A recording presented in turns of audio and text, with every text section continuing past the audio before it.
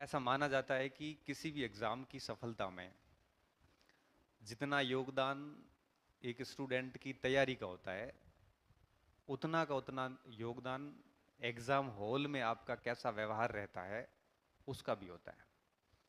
आप भले 3 साल बहुत बढ़िया तैयारी कर लो और परीक्षा भवन में जाकर अगर आप छोटी छोटी गलतियां करोगे तो पूरी तैयारी जो है वो 2 घंटे के अंदर पूरी नल एंड वॉइड अवॉइड पूरी खत्म हो जाती है।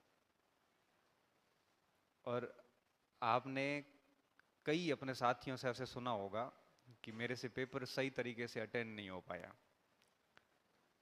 आते हुए सवाल गलत हो गए। ऐसे बहुत सामान्य बिंदु है जो आप अपने साथियों से हर दिन सुनते हैं। देखी हुई चीजों की एक सीमा होती है। आप कितने भी यूट्यूब देख लो, कितने भी वीडियो देख लो, आप 10 दिन देखने के बाद 11वें दिन अगर आप खुद से प्रश्न करोगे कितना याद हुआ, तो आउटपुट आता है शून्य। कुछ भी याद नहीं होता है। जब तक हम उस वीडियो को देख के बढ़िया से लिख के रिवीजन नहीं करेंगे तो उसका कोई फायदा नहीं मिलता। दिनों में आप ऐसी महाम मैराथन वगैरह फालतू चीजें देखोगे ना तो ना तो रिवीजन कर पाओगे, दिनों को कंप्लीटली नष्ट करोगे।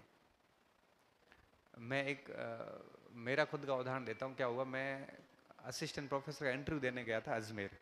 29 अगस्त को था, 2019 को।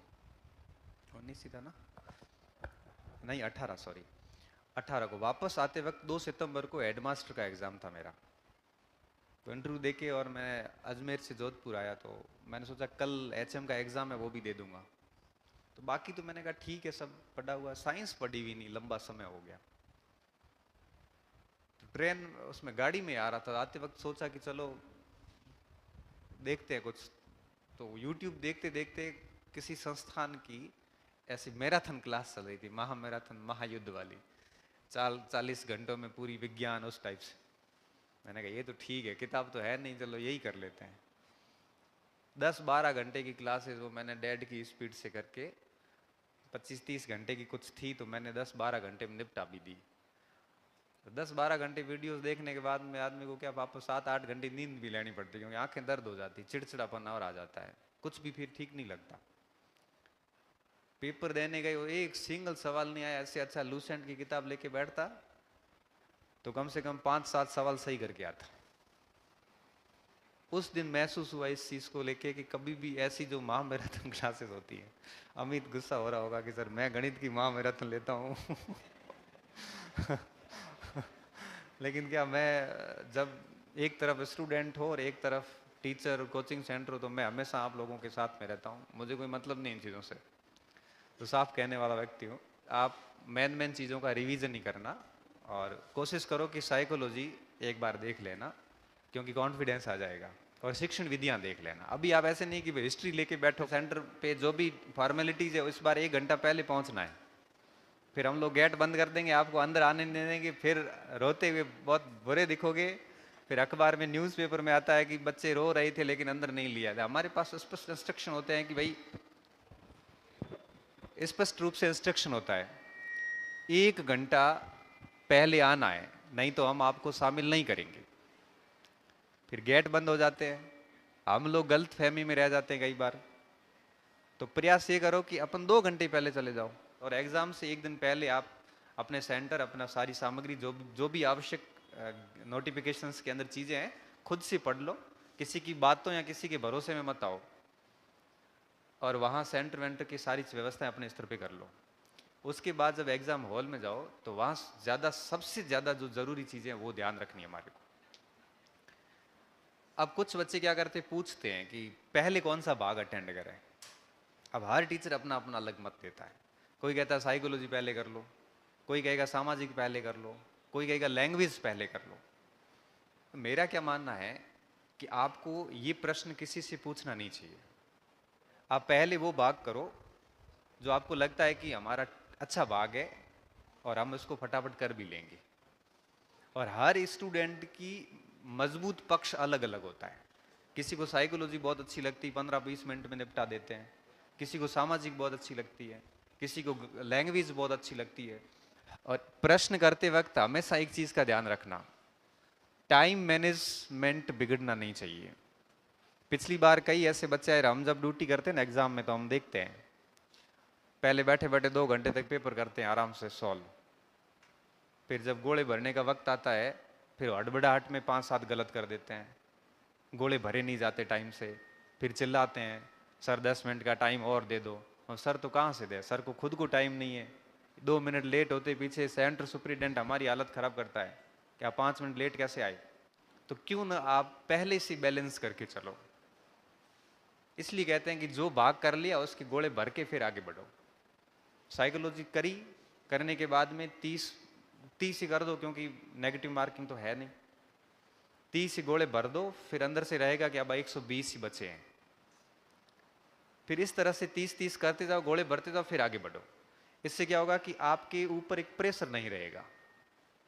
तो कम से कम गुरुजन से पूछते रहो बार बार कि सर अब टाइम क्या हुआ है, और अलर्ट रहोगे तो ही फायदे में रहोगे। अगर ऐसे बग्गू बने रहोगे, बग्गू होते हैं ना जो जिसको कोई दुनियादारी से मतलब ही नहीं है,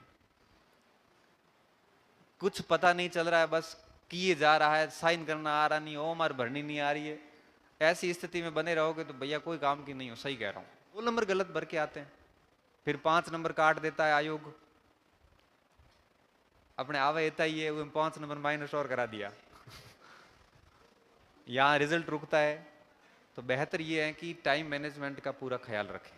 हम परीक्षा में सबसे बड़ी गलती करते हैं, वो करते हैं हड़बड़ाहट।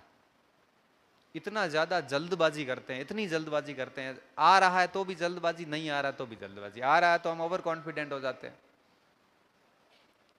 ओवर कॉन्फिडेंट होते ही हम प्रश्नों को आधा अधूरा पढ़ना शुरू कर देते हैं। ये तो पेपर सरल है गए, 2 प्रश्न को देख के हम पेपर को जज कर लेते हैं।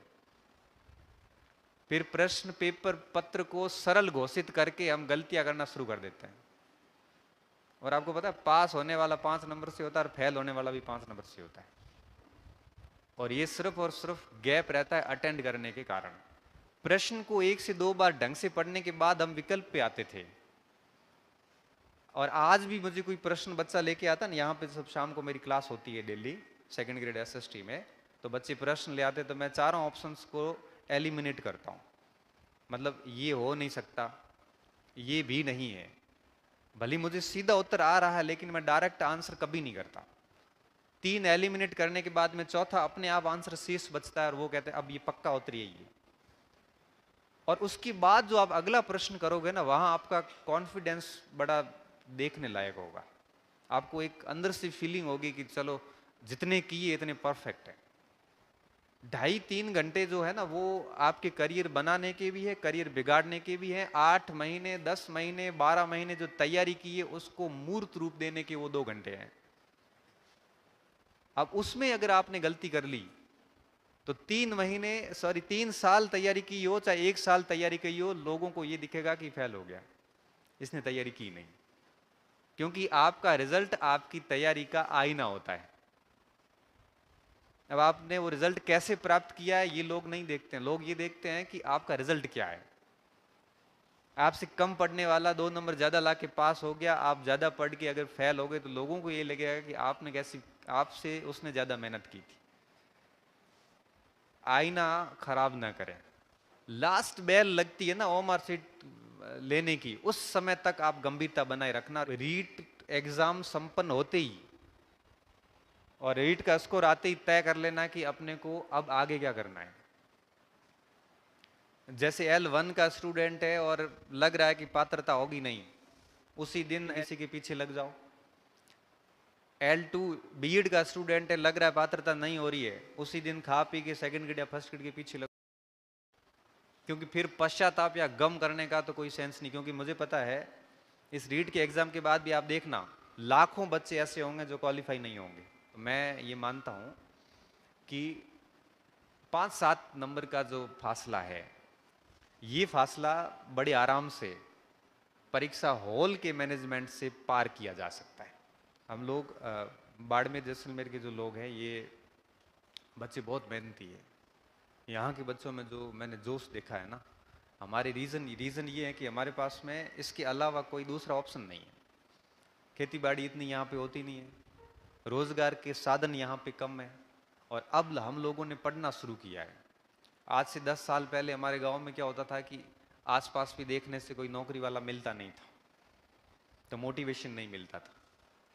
आज स्थिति ये भी है कि हम हर गांव के अंदर हर पाड़े में एक आधा एक दो नौकरी वाले मिल जाते हैं।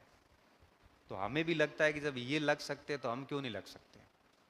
और उस वजह से एक पढ़ाई की लहर चल पड़ी मारवाड़ क्षेत्र में। और आज स्थिति ये है कि हमारी एक बहुत बढ़िया सिचुएशन राजस्थान में आज है। हर सब्जेक्ट में, आप किसी भी सब्जेक्ट में उठा के देख लो, हम लोग बहुत अच्छी मेहनत कर सकते हैं। सिर्फ बात यह है कि हम लोगों को थोड़ा सा मार्गदर्शन की अभी कमी है। पढ़ने के क्षेत्र में जोश में कोई कमी नहीं है, बस थोड़ी सी एनर्जी को दिशा दे दी जाए ना। क्योंकि ऐसा माना जाता है, हमारे दार्शनिक मानते हैं ये, कि युवा अवस्था में जो व्यक्ति की क्षमता होती है, ऊर्जा होती है, जो यौवन होता है, उसको आप रोक नहीं सकते, उसको आप दिशा ही दे सकते हो। अगर वो गलत दिशा में जाती है तो उसके दुष्परिणाम जल्द देखने को मिल जाते हैं। अगर उस एनर्जी को सही दिशा में लगा दिया जाए तो उसके सुपरिणाम जल्द देखने को मिल जाते हैं। तो मैं हर बार कहता हूं कि पुस्तक मैटर नहीं करती, पढ़ने का तरीका मैटर करता है। उसी किताब से बच्चा टॉप भी करता है, उसी किताब को पढ़ के हजारों लाखों फेल भी होते हैं। तो महत्वपूर्ण क्या था यहां पे?